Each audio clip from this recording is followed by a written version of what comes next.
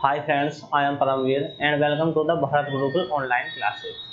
हमारे 12th class का chapter चल रहा है, first chapter haloalkane and haloarene. इसमें चल रही है हेलो एल्केन बनाने की विधि। अब से पहले हमने हेलो एल्केन बनाने की विधि में पढ़ा था अल्कोहल से किस प्रकार हेलो एल्केन का निर्माण होता है। आज हम पढ़ेंगे मार्कोनिकोव का नियम। मार्कोनिकोव ने कुछ नियम दिया था जिसके द्वारा हेलो एल्केन बनाया जाता है। देखिए इन्होंने क्या कहा था, इन्होंने कहा था असममित हाइड्रोकार्बन में अभिकारक का न्यूक्लियोफाइल उस कार्बन परमाणु से संयोजन करता है जिस पर हाइड्रोजन की संख्या कम हो। ठीक है, क्या कहा था इन्हें, एक बार फिर देखते हैं। असममित हाइड्रोकार्बन में अभिकारक का न्यूक्लियोफाइल उस कार्बन परमाणु से संयोजन या अटैक करता है जिस पर क्या हो, हाइड्रोजन की संख्या कम हो। ठीक है, बात करते हैं, देखो इसका एग्जांपल देखते हैं। ये हमारा कोई CH3 CH double bond CH2, ठीक है, प्लस HCl। समझेंगे, H होता है हमेशा पॉजिटिव आयन देता है, Cl क्लोरीन नेगेटिव आयन देता है। क्लियर है। आगे इसकी जब रिएक्शन होती है, देखो कोई भी रिएक्शन होती है तो क्या होता है, उसका जो पाई बॉन्ड होता है वो ब्रेक होता है। पाई बॉन्ड ब्रेक होने के बाद माना यहाँ से कोई ये पाई बॉन्ड ब्रेक होगा तो क्या होगा, अगर इधर से ब्रेक हुआ तो इधर पॉजिटिव आएगा, इधर नेगेटिव आएगा। अगर इधर से ब्रेक हुआ तो इधर पॉजिटिव आयन आएगा, इधर नेगेटिव आयन आएगा। लेकिन जो मार्कोनिकोव का नियम है वो थोड़ा इनसे अलग है। उन्होंने ये कहा था कि ये हमारा क्या है, अभिकारक रिएक्टेंट का जो नेगेटिव पार्ट होगा, ये Cl माइनस नेगेटिव पार्ट है। इन्होंने कहा था अभिकारक का जो नेगेटिव पार्ट है, न्यूक्लियोफाइल बोलते हैं जिसे, वो उस कार्बन से संयोजन करेगा जिस पर हाइड्रोजन की संख्या कम होगी। देखो यहाँ से डबल बॉन्ड ब्रेक होगा तो एक कार्बन इधर है, एक कार्बन इधर है। इस कार्बन से 2 हाइड्रोजन अटैच है और इस पर 1 हाइड्रोजन अटैच है। तो मार्कोनिकोव के नियम के अनुसार जो Cl माइनस है ये उस कार्बन परमाणु पे अटैच होगा जिस पर हाइड्रोजन की संख्या कम होती है। ठीक है, और बचा ये H, ये H उस पर अटैच हो जाएगा, जो बाकी दूसरा बचेगा। देखो कैसे होगा, ये CH3 single bond CH, Cl single bond CH3। ठीक है, ये क्या बन गया हमारा 2 क्लोरोप्रोपेन।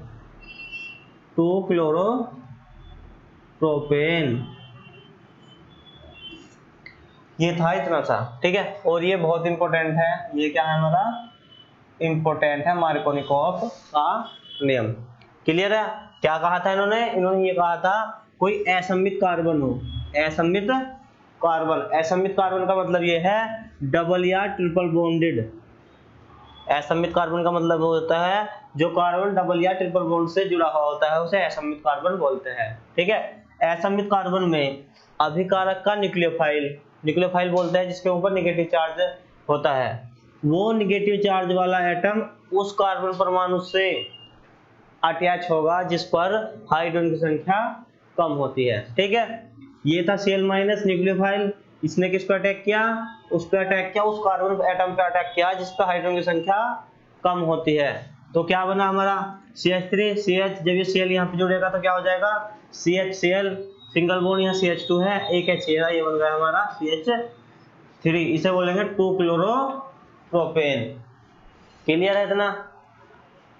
चलो एक एग्जांपल और देखते हैं। देखो ये देख लेते हैं, CH3 CH2 single bond CH double bond CH2। ठीक है, इस बार देख लेंगे हम HBr। H हमेशा पॉजिटिव आयन देगा, Br नेगेटिव आयन देता है। ठीक है, क्या होगा, H पॉजिटिव आयन देता है, Br नेगेटिव आयन देता है। अब क्या होगा, देखो इस नियम के अनुसार क्या होगा, जो इलेक्ट्रोफाइल है हमारा, ये न्यूक्लियोफाइल है, न्यूक्लियोफाइल उस कार्बन पर अटैक होगा जिस पर हाइड्रोजन की संख्या कम होती है। ठीक है, तो क्या होगा, देखो सेम जैसे ऊपर वाली रिएक्शन हुई वो ही रिएक्शन नीचे वाली होगी। CH3 single bond, CH2 single bond, क्या बचा CH Br single bond CH3। क्या बना देखो 1 2 3 4। नेमिंग कर लेते हैं इसकी।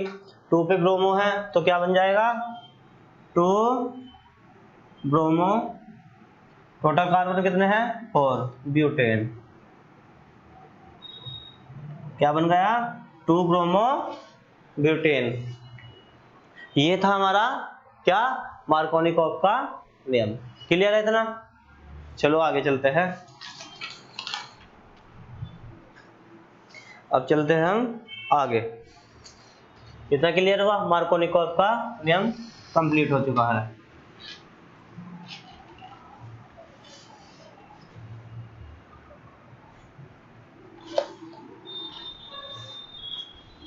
इसके जस्ट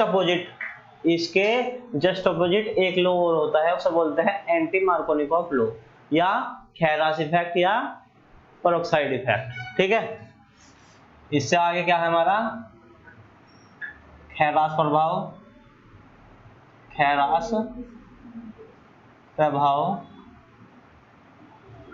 या पेरोक्साइड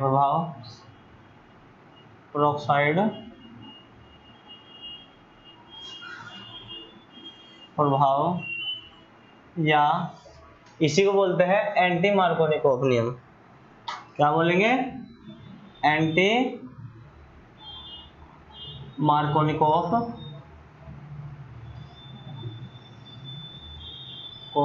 नियम। ठीक है, खैरास प्रभाव या पेरोक्साइड प्रभाव या एंटी मार्कोनिकॉफ नियम। एंटी मार्कोनिकॉफ नियम क्यों कहते हैं इसे? क्योंकि ये जस्ट मार्कोनिकॉफ का अपोजिट है, उसके एंटी है, इसीलिए बोलते हैं एंटी मार्कोनिकॉफ नियम।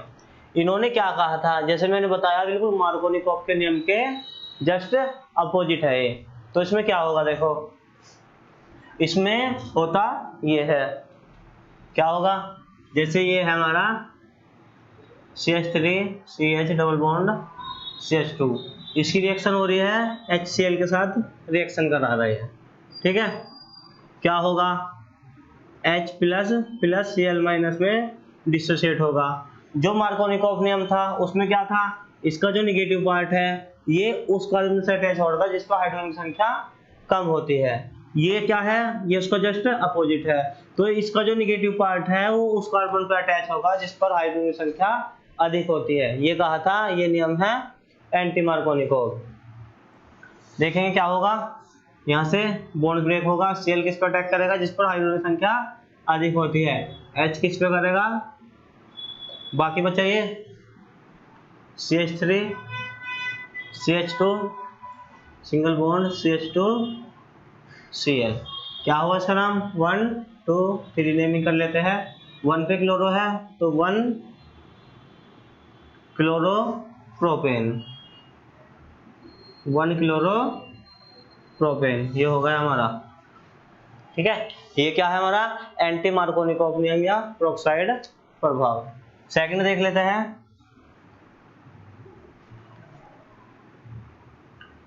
CH3 CH2 single bond CH double bond CH2 plus HBr। इस बार किस साथ कराएंगे, HBr के साथ रिएक्शन करा लेंगे, ये टूटेगा H प्लस Br माइनस में। क्या कहा, जो इसका निगेटिव आयन है किससे अटैच होगा, जिस पर हाइड्रोजन की संख्या अधिक है।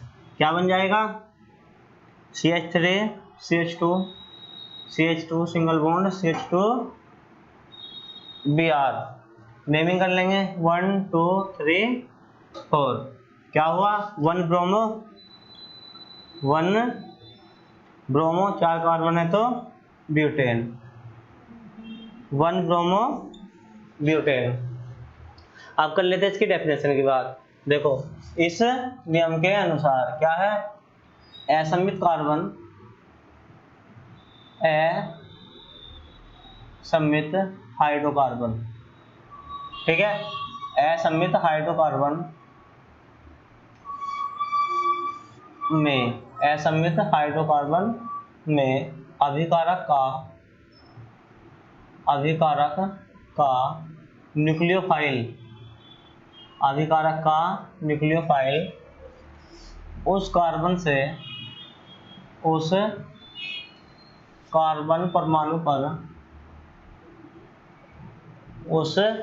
परमाणु पर अटैक करता है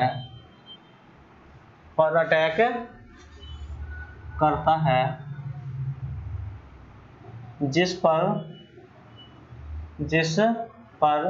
हाइड्रोजन की संख्या क्या होगा, जिस पर हाइड्रोजन परमाणु संख्या अधिक होती है, जिस पर हाइड्रोजन परमाणु की संख्या अधिक होती है,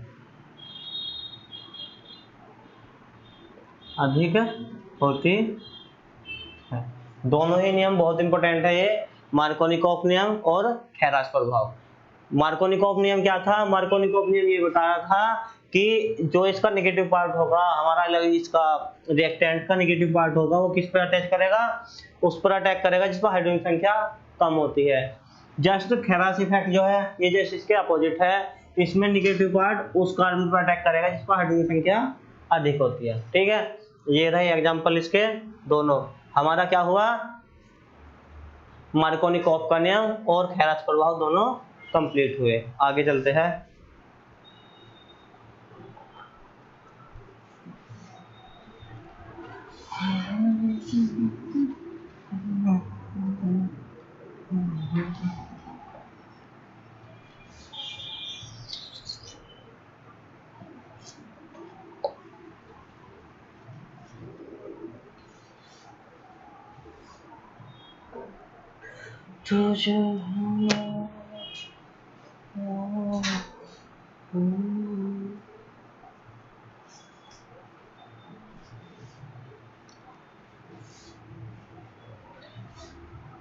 नेक्स्ट है इसमें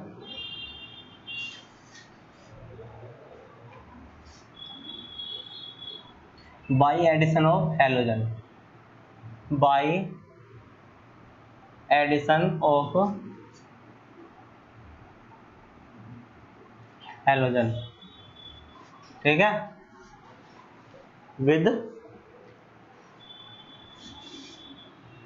एल्कीन।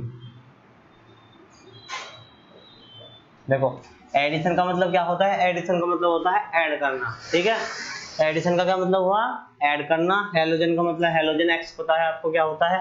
हैलोजन का मतलब एक्स बराबर FCl Br I, ये हुआ हैलोजन। एल्कीन का मतलब डबल बॉन्ड। ठीक है, कोई डबल बॉन्डेड कार्बन होगा उस पे क्या होगी? रिएक्शन होगी FCl Br I की, उससे बनेगा हमारा क्या बनेगा? Hello alkene. देखो एग्जांपल लेते हैं, ये हमारा CH2 double bond CH2 plus Cl2, addition reaction होगी। ठीक है, एडिशन रिएक्शन कैसे होती है? ये कैसे होगी? CCl4 की प्रेजेंस में, CCl4 की प्रेजेंस। देखो दो Cl है, Cl Cl में डिसोसिएट हो जाएंगे, टूट जाएंगे, यहाँ से कोई बॉन्ड ब्रेक होगा, एक Cl इस पर अटैक करेगा, एक Cl इस पर अटैक करेगा, क्या बनेगा हमारा? CH2 Cl CH2 Cl। क्या बना ये रिएक्शन कल हमने बताई थी। ये क्या बना? विस डाइहैलाइड, विस डाइक्लोरो एथेन, ये बना विस डाइक्लोरो एथेन। ठीक है, आईयूपीएसी नेम कर लेंगे इसकी 1 2। ठीक है, 1 पे क्लोरो है, 2 पे क्लोरो है, 1 2 डाइक्लोरो, 1 2 डाइक्लोरो एथेन बन गया हमारा हैलो एल्केन। क्लियर है? आगे देख लेते हैं।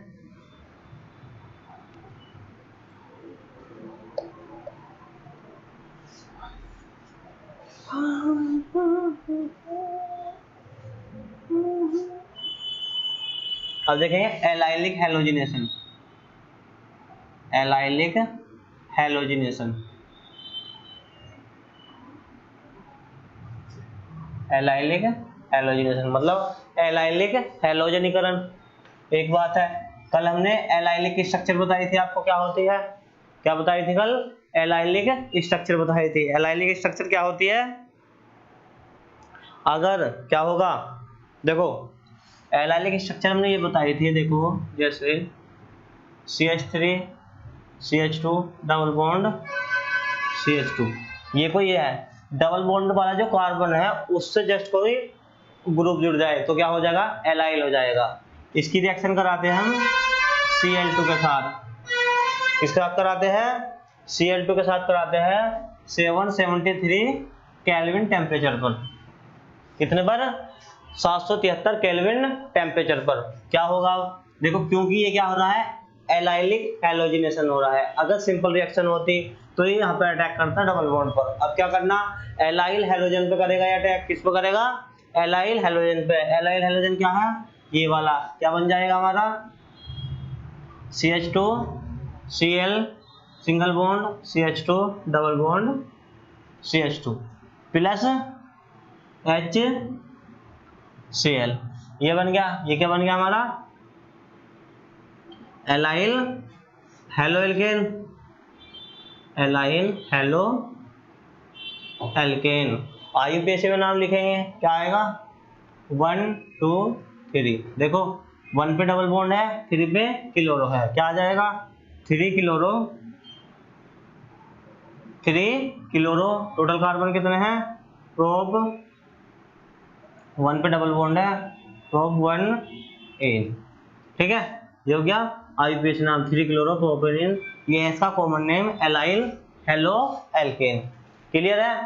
देखो एलाइलिक हैलोजन मतलब जो एलाइल स्ट्रक्चर है वहां पे क्या होगा, हैलोजन अटैक करेगा। यहाँ पे हमारे 3 हाइड्रोजन है तो एक हाइड्रोजन तो H के साथ चला गया, ठीक है। क्या हुआ, एक तो H के साथ रिमूव हो गया, बाकी बचे CH2 के साथ Cl ऐड होगा। यहाँ पे क्या बना, ये CH3 CH2 डबल बॉन्ड, ये होगा एलाइल हेलो एल्केन। IUPAC में नाम होगा इसका 3 क्लोरो प्रोप 1 एन।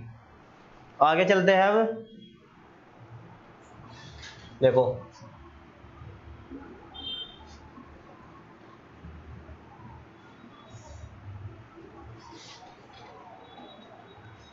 अब करेंगे हम हैलोजिनेशन।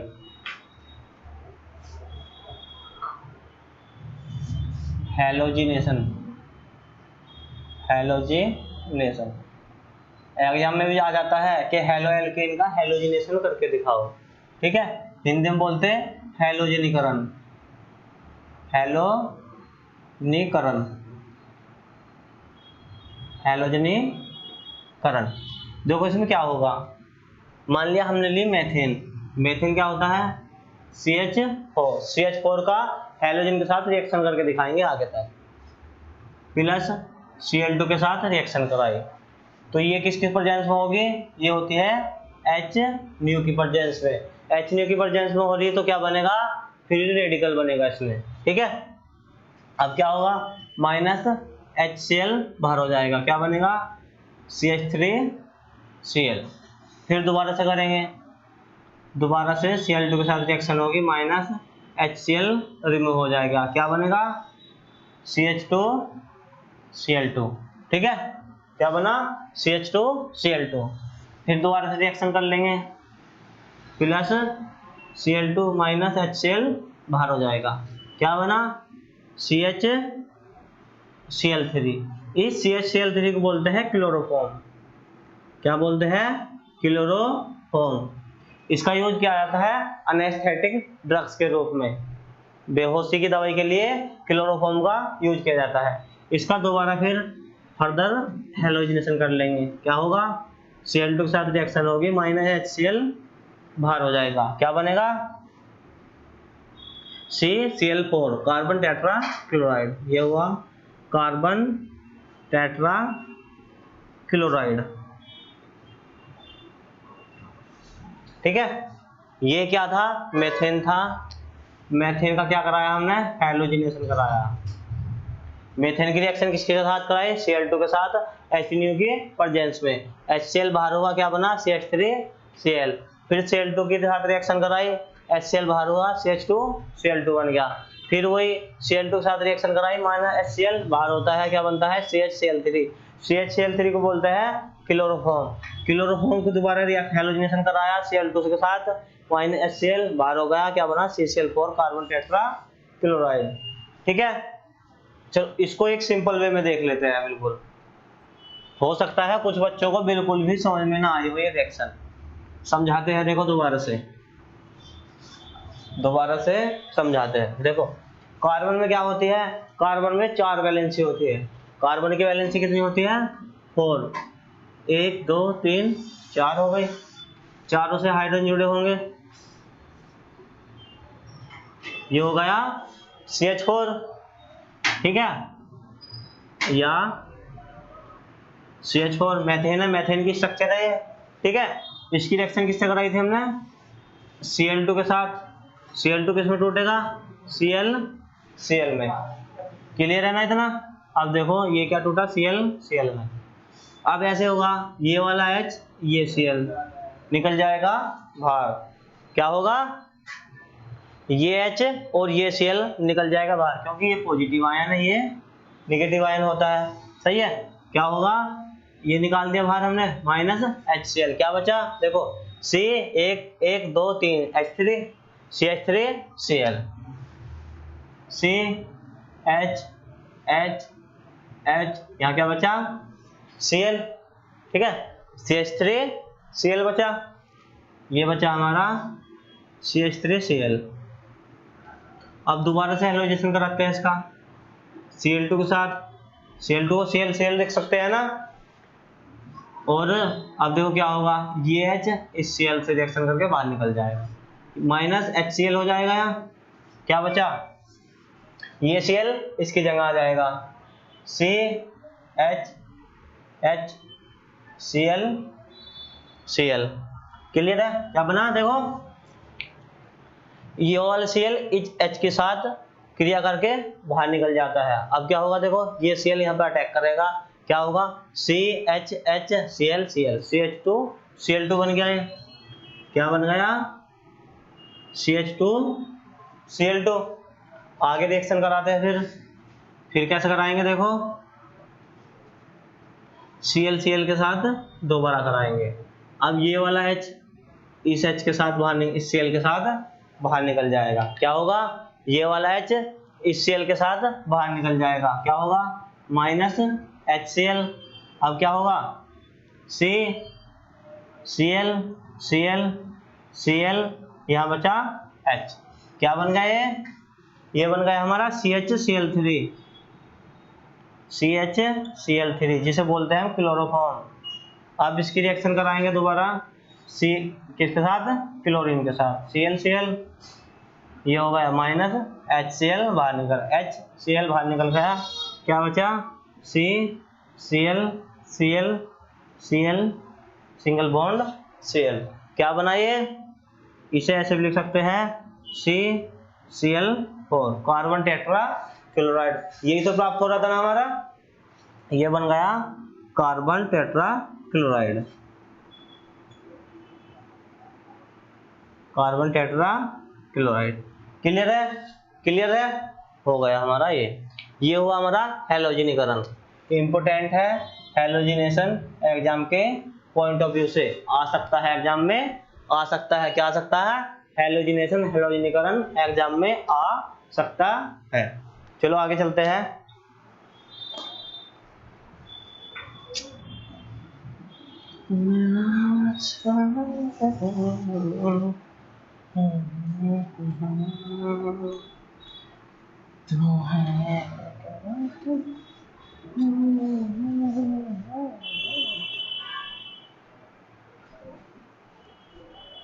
आगे है by halogen exchange, by halogen exchange. क्या हुआ बाई हैलोजन एक्सचेंज, मतलब हैलोजन का विनिमय, क्या हैलोजन के विनिमय द्वारा, हैलोजन के विनिमय द्वारा।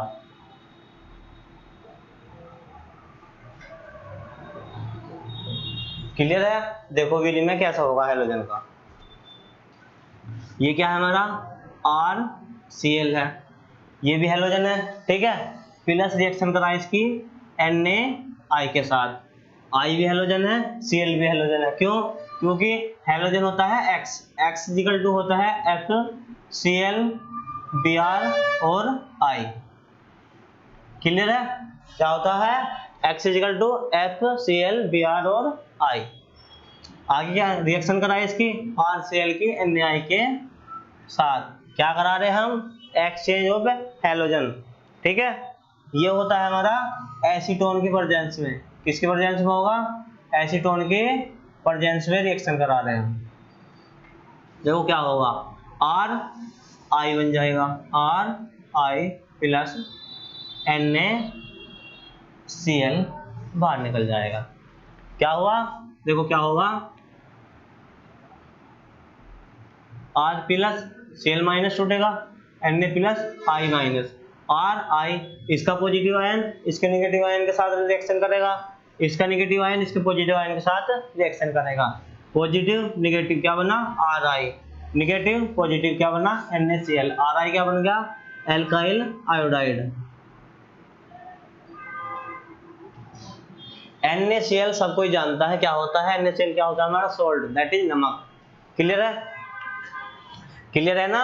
Halogen of exchange bye halogen exchange, halogen के विनिमय द्वारा, मतलब क्या हुआ है ये हेलोजन है ये हेलोजन है, दोनों हेलोजन का क्या हो गया एक्सचेंज हो गया, ये इधर चला गया ये इधर चला गया, इसके द्वारा क्या बना हमारा एल्किल आयोडाइड या हेलो एल्केन। क्लियर है? आगे चलते हैं।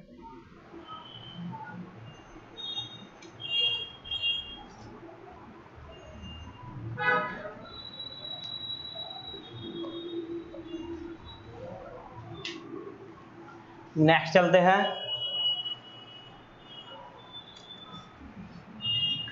देखो क्या है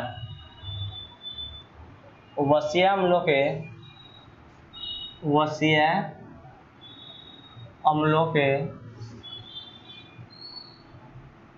सिल्वर लवणों द्वारा,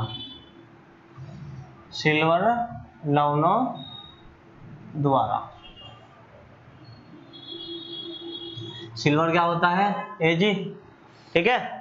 क्या होगा इसमें? देखो क्या होगा, ये है हमारा CH3 CH2 COOH, क्या हुआ सिल्वर एसीटेट, रिएक्शन किसके साथ कराएंगे इसकी Br2 के साथ, किसकी प्रेजेंस में कराते हैं रिफ्लक्स के साथ में CCl4, इसका क्या हो रहा है रिफ्लक्स हो रहा है, क्या हो रहा है रिफ्लक्स हो रहा है। रिफ्लक्स जानते हो क्या होता है? रिफ्लक्स देखो ये होता है जैसे रिफ्लक्स होगा ये, कोई हमारे पास क्या है ये कोई फ्लास्क है, फ्लास्क में कोई हमने बर्नर रख रखा है, ठीक है, बर्नर से क्या हो रहा है हीट कर रहे हैं हम इसको, इसके अंदर जो भी लिक्विड होगा क्या होगा जो लिक्विड हो रहा होगा, लिक्विड क्या होता है जब हीट होता है तो वेपर उड़ती है, तो इससे जो वेपर उड़ेगी ये जाएगा इससे वेपर उड़ेगी, तो यहाँ पर किसी सरफेस से टकरा कर ये क्या होगा वापस इसी में आ जाएगी, क्या हो जाएगा वापस आ जाएगी इसी के अंदर, ठीक है। इस प्रोसेस को बोलते हैं रिफ्लक्स, मतलब जो वाष्प के ऊपर जा रही है वो बूंदों के रूप में नीचे फ्लास्क में वापस आ जाती है, इस प्रोसेस को बोलते हैं रिफ्लक्स। आगे देखो इसमें होता क्या है, क्या होगा इसमें आगे देखो क्या बनेगा CH3 CH2 Br, CH3 CH2 Br2 टूटेगा Br और Br में। क्लियर है? CH3 CH2 Br प्लस ये CO2 प्लस CO2 बाहर हो गया, प्लस क्या बचा AgBr, AgBr। क्लियर है? देखो क्या हुआ, ये था हमारे पास क्या था सिल्वर एसीटेट, रिएक्शन कराए Br2 के साथ, Br2 होता है Br दो Br होते हैं, देखो एक Br तो यहाँ पे ऐड हो गया, CH3 CH2 Br हो गया, ये हो गया CH3 CH2 Br, CO2 ऐसे कैसे ही बाहर निकल गया, क्या बचा AgBr। इस CH3 CH2Br का नाम क्या होगा, 2 कार्बन है तो इथाइल ब्रोमाइड, ये बन गया हमारा इथाइल ब्रोमाइड। क्लियर है।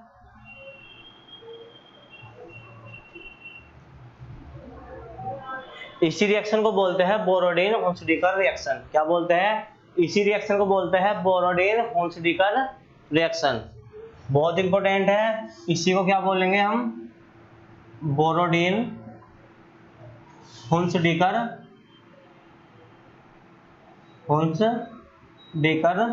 रिएक्शन।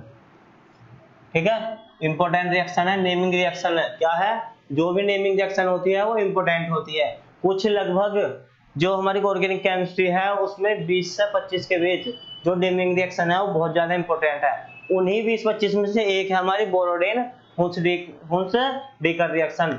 बोरोडिन हुंसडीकर रिएक्शन में होता क्या है, सिल्वर एसीटेट की रिएक्शन करते हैं ब्रोमीन के साथ कार्बन टेट्राक्लोराइड के प्रेजेंस में। इसमें रिफ्लक्स होता है, रिफ्लक्स होने पे क्या होता है, जो एथिल ब्रोमाइड बनता है, कार्बन डाइऑक्साइड निकलता है और क्या होता है, सिल्वर ब्रोमाइड बाहर निकल जाता है। इस रिएक्शन को बोलते हैं बोरोडिन हुंसडीकर रिएक्शन। ये क्या है, एक इंपॉर्टेंट नेम रिएक्शन है। क्या है, इंपॉर्टेंट नेमिंग रिएक्शन है। इसी का सेकंड पार्ट है वो थोड़ा और इंपॉर्टेंट है। देखो इसमें क्या होगा,